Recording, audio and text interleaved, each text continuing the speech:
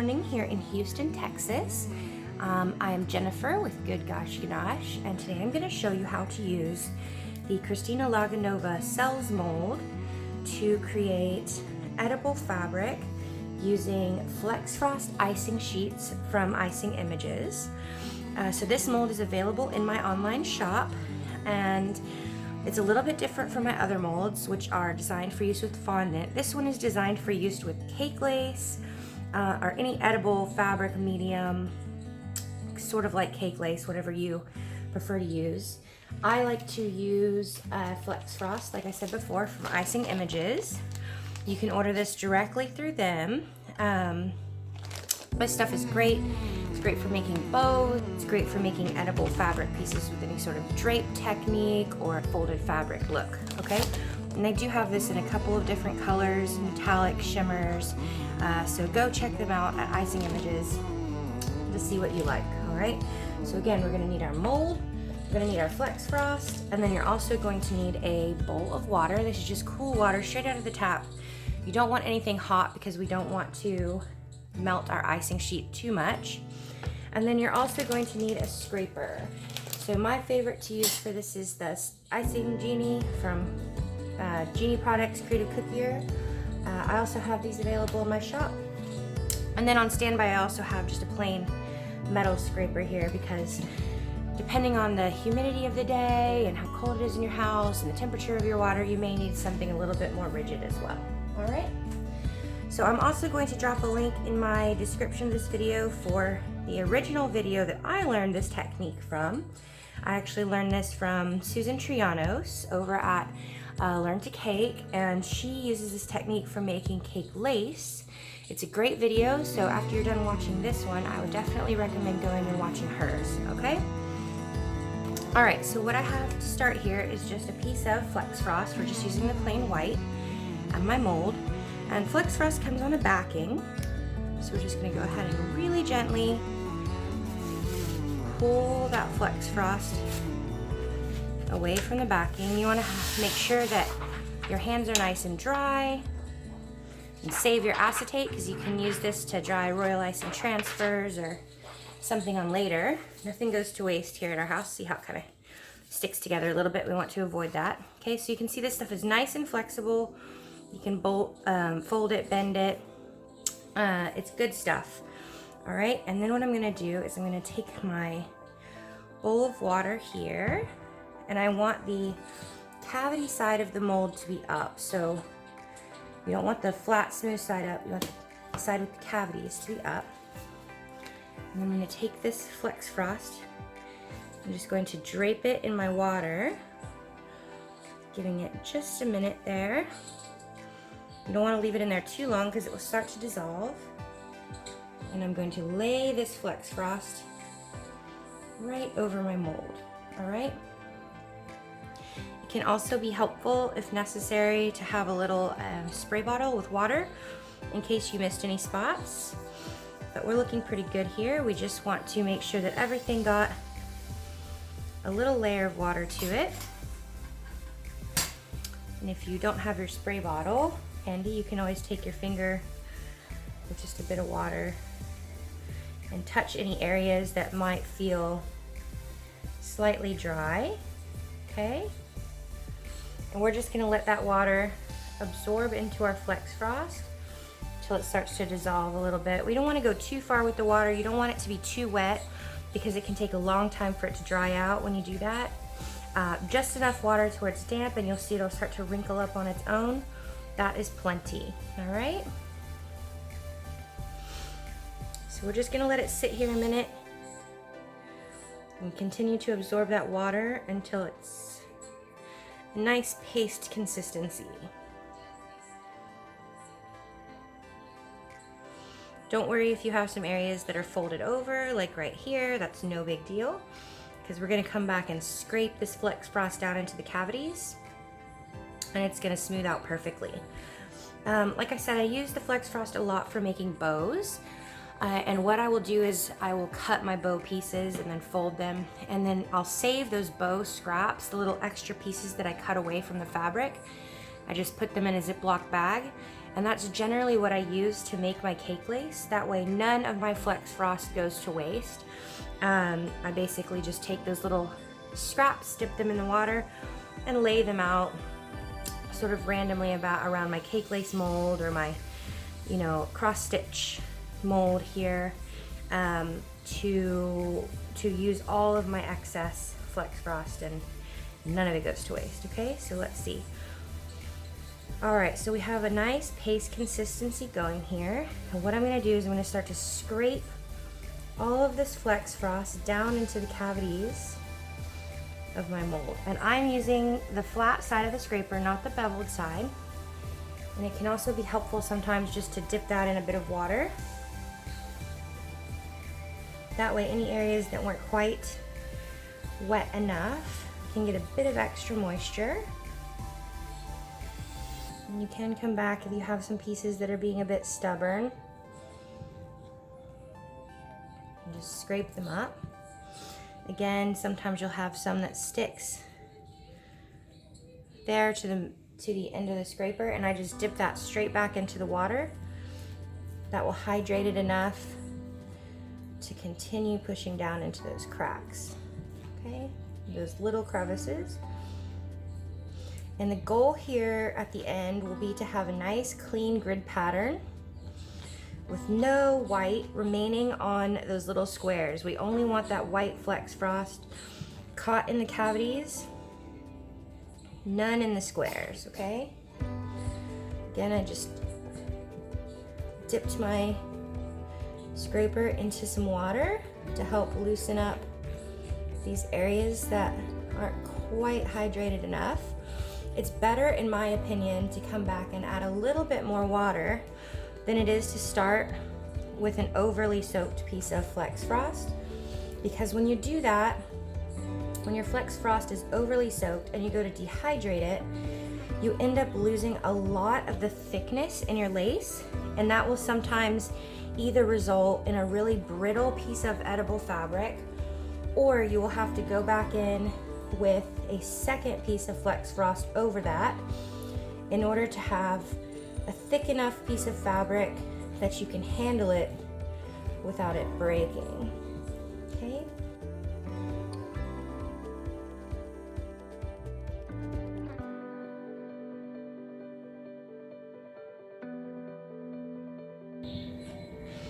All right, so if you feel like this one isn't working for you, you can also come back and use this metallic scraper. The reason I prefer the flexible silicone scraper to the metallic, the hard edged metal scraper, is because sometimes this hard metal edge will get down into those cavities and pull some of the Flex Frost out, whereas this silicone flexi scraper tends to just glide over the surface and bend and conform to those little cavities, and it keeps it from pulling too much out.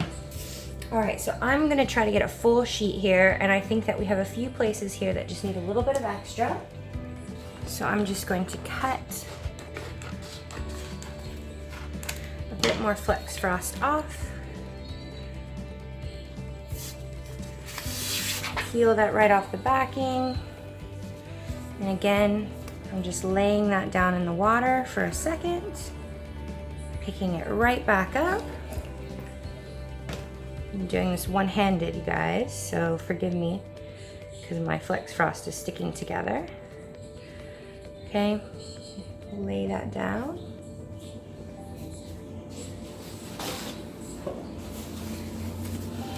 Ideally, I would have laid that flat without it bunching, but we're gonna go with it, and I'll show you that it still works. All right, there we go. So just going back and filling in any gaps. So have a nice piece going to all the edges.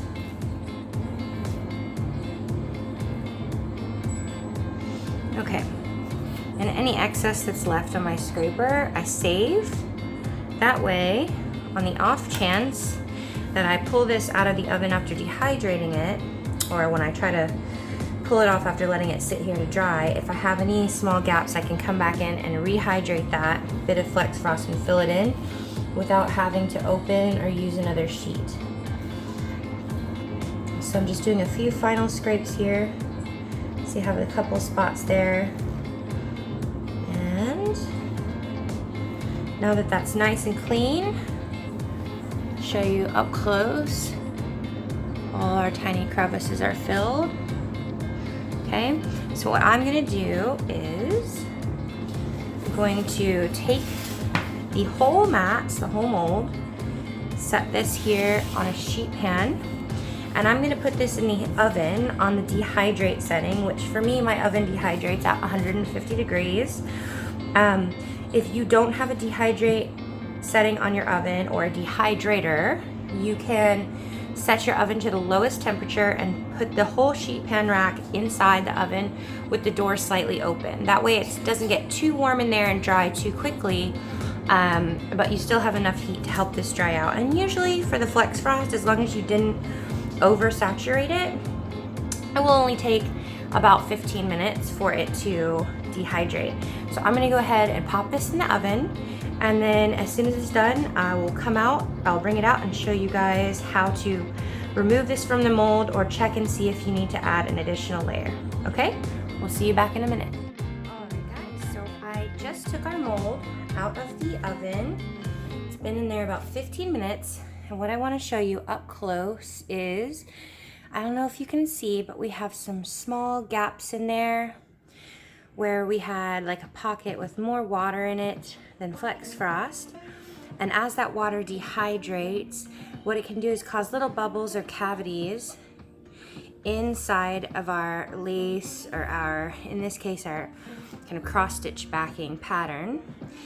You'll also notice that the Flex Frost, which was flush with the top of the mold prior, has kind of depressed a little bit and lost some thickness as the water evaporated. So in order to create a really sturdy piece, what we're gonna do is go back over this with another layer of our Flex Frost, just to give it that much more fill, okay? So I've got my bowl of water here.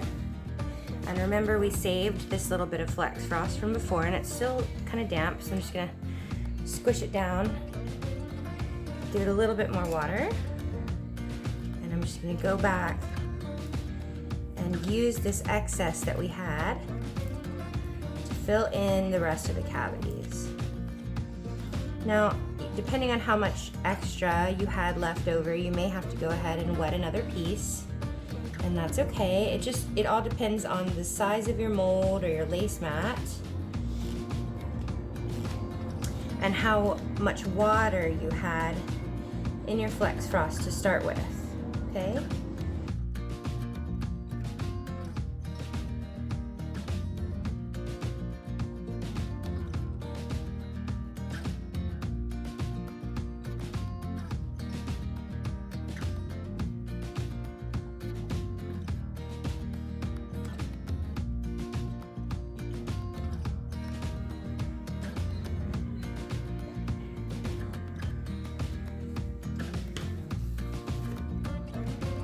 Okay, so we've got a nice clean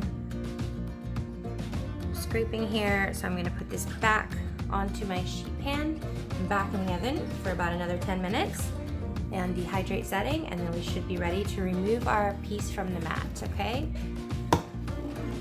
Back in the oven, and then we should be ready to remove our piece of fabric. Okay, so our mat is out of the oven from dehydrate, and all I did was just let it sit here on the counter until it came to room temperature, you know, about 15-20 minutes, just enough time for it to cool down so that nothing stretches too badly and any excess water that might still be caught to evaporate. And then to test this to make sure it was finished, all I did was just gently peel away this corner edge. It should feel dry to the touch, not tacky at all. So if it feels tacky, it needs to go back in the oven to finish dehydrating. But like I said, first I just release that little bit of corner, and then I'm gonna turn this over. And the best way to release this without stretching is actually gonna be to take a scraper here and just hold this down.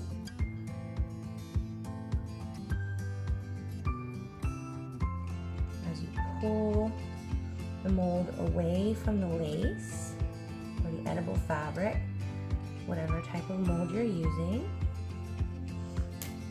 You can use your fingers a little bit if you want to. Just be extra careful around the corners where it tends to break.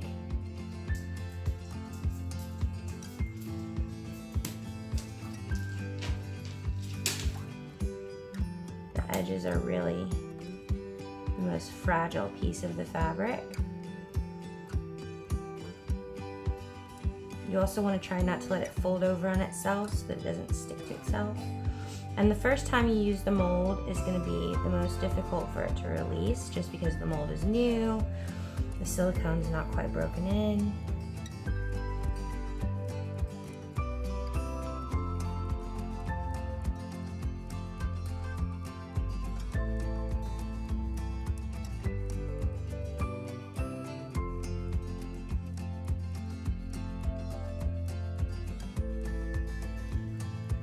Remember, I'm using my scraper to just help this piece of fabric fall from the mold. Just very gently using a swishing motion up and down to help release it, and pulling the mold away at the same time. I don't want to pull the fabric too hard because I don't want to stretch it or cause tearing.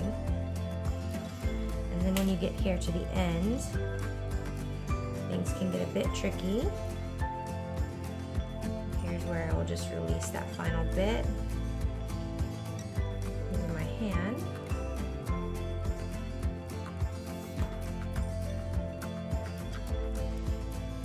All right.